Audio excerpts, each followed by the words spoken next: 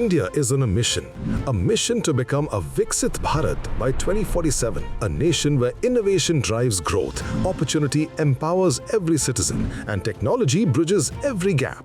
It's a future where progress is inclusive, sustainable, and proudly made in India. Driving this transformation are India's visionary business leaders of homegrown enterprises who are redefining innovation, inclusion, and growth. From technology to sustainability, from local impact to global reach, they are the visionaries of a Viksit Bharat. TV9 Network, in association with SAP, presents Visionaries of Viksit Bharat, celebrating the minds shaping our nation's future. In this leadership meetup, we set up a pasta station to uncover the secret sauces behind India's homegrown enterprises. Meet Dr. Bommanahalli Babu, founder and managing director of Attica Gold Company, a pioneer of India's organized gold buying ecosystem. With over 2 decades of experience in retail, finance, and gold valuation, Bommanahalli Babu built Attica Gold to bring transparency, structure, and trust to an unorganized market. Joined by Vinod Palakil, India leader, partner-driven business at SAP India, the conversation flows freely around the pasta station, where leaders share their real secret sauces, from adopting AI and automation to building scalable, future-ready institutions. This meetup goes beyond conversations. It explores how Indian-born enterprises are blending technology, leadership, and purpose to shape a Viksit Bharat by 2047. Meet the leaders shaping India's next chapter of growth.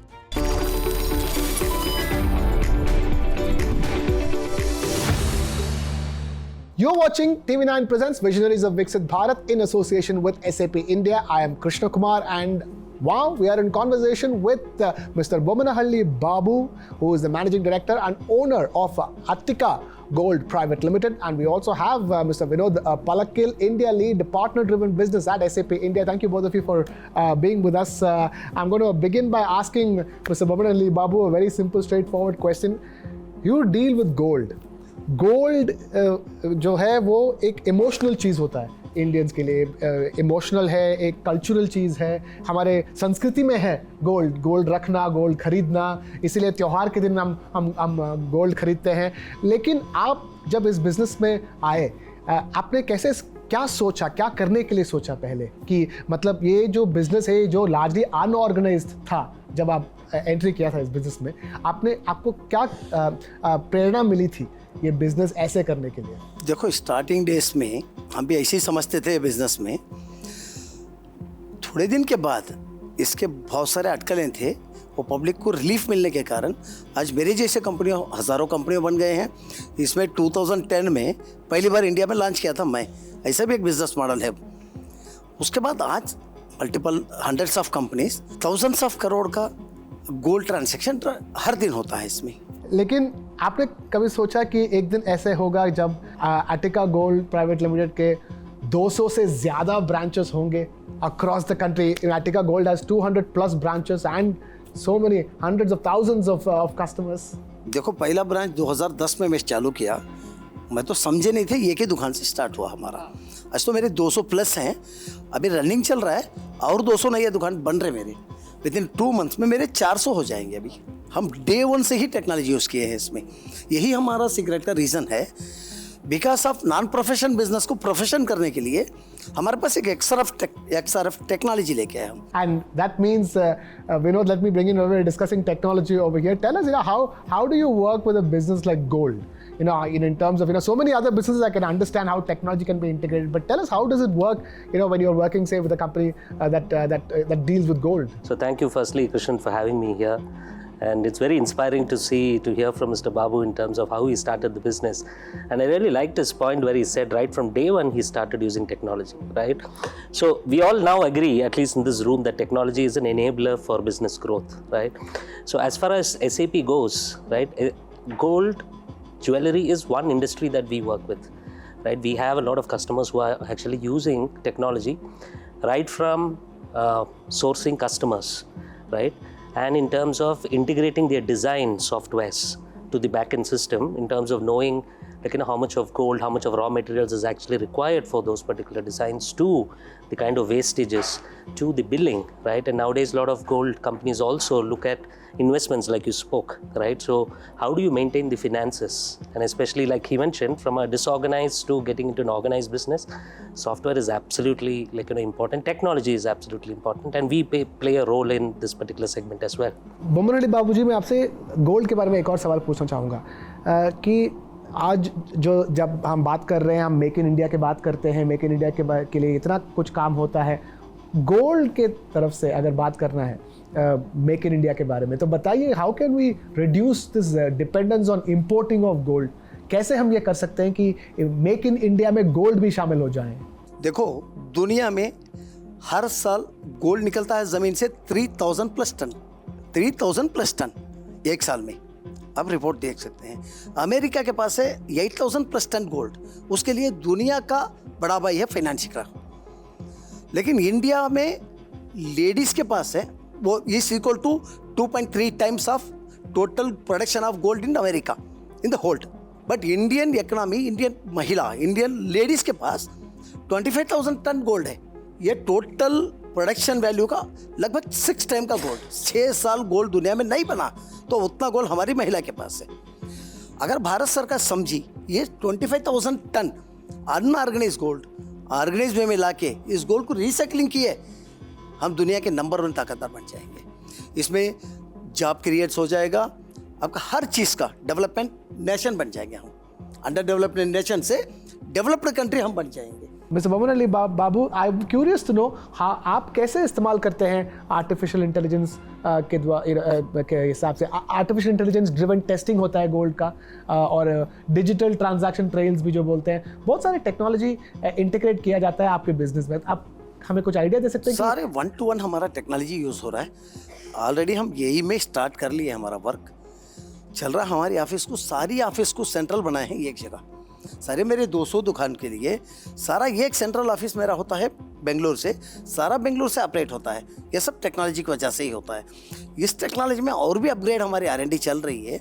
Future दिन में हमारा नया सा एक दुनिया को दिखाएंगे, gold business में एक नई दुनिया को दिखाने वाले हैं फ्यूचर कमिंग डेज में। लेकिन मैं ये भी पूछना चाहूँगा कि आपके बिजनेस में कस्टमर के ट्रस्ट जो है वो सबसे इम्पॉर्टेंट होता है। आप वो ट्रस्ट को कैसे बिल्ड किया और आज तक कैसे सस्टेन करते हैं? नहीं, पहली बात हमारी डे 1 से टेक्नोलॉजी, डे 1 से XRF सॉफ्टवेयर ओपनली ट्रांसपेरेंट। हमारा कोई भी आओ देखो, ओपन बुक है हमारा। देखो हमारे ऑफिस में डे 1 से यूज़ किया हूँ सारा ट्रांसपेरेंट ग्लास। मैं जो भी काम करते हैं हमारे ऑफिस में ओपनली देखो। Technology and transformation, those two are the essential ingredients for the secret sauce that we keep talking about, isn't it? And today that's more important than ever for any business. You don't have to be a technology driven business. Any business, a traditional business, a business which has nothing to do with technology, they need both. Because you need to build customer trust, and for that you need transparency, and you need to have technology to even enable that transparency. Absolutely. See, today technology, I think the way what we are learning is, right, technology should be in an auto run mode. Technology should be an enabler for business. Technology should not restrict a business from growing. So for example, a software like SAP, for us, since we work with 25 different technology, now there might be a gold business that you start with. Tomorrow you might diversify, the group might diversify into doing a real estate business or doing a manufacturing business. So a product like a technology like SAP gives a foundation to the business to actually scale into multiple businesses at the same time, giving the freedom of doing it in the same software. So having a very flexible software, having a software which is easily accessible, right, and gives the business insights at the tip of the fingers, actually helps businesses to scale. And finally, Mr. Boman Ali Babu, I have to ask you, हम future के बारे में बात करते हैं। अब बताइए, future में आप क्या करने के लिए सोच रहे हैं आर्टिका गोल्ड के साथ और आपके बिजनेस के साथ? आपका क्या इरादा है? आज देखो, सोने का दाम एक्चुअल और रिटेलर को बीच में 20 से 25% का गैप है। मैं इस 25% के गैप को उड़ाना चाहता हूँ। बिकॉज ऑफ 25% आ रहा है, एक दुकान में 100 से 200 किलो स्टॉक होता है। अगर 100 किलो गोल्ड है एक दुकान में, उसका बिजनेस तुम पकड़ के चलो, साल का 2.3 टाइम उसका सेल है एवरेज। तो 1 किलो का सेल है, ये 100 किलो स्टॉक है, 100 किलो आज की वैल्यू में 150 करोड़ का हो गया। उतना सेल होने के बाद, उतना स्टॉक होने के बाद उसका सेल होता है 1 किलो का। मैं इसको उड़ा के इसमें मैं यही टेक्नोलॉजी लाना है, फ्यूचर में मेरा यही करने का है, यही टेक्नोलॉजी लाना है। उसके तरफ से कस्टमर को मैं जो एक्चुअल गोल्ड का दाम है वो दाम में रिटेल में सेल करना है, ये प्लान कर रहा हूँ। इसके मैं कर्नाटक गवर्नमेंट को भी रिपोर्ट मेरी DPRA हो रही है, उसको शार्टली देने वाला हूँ CM को।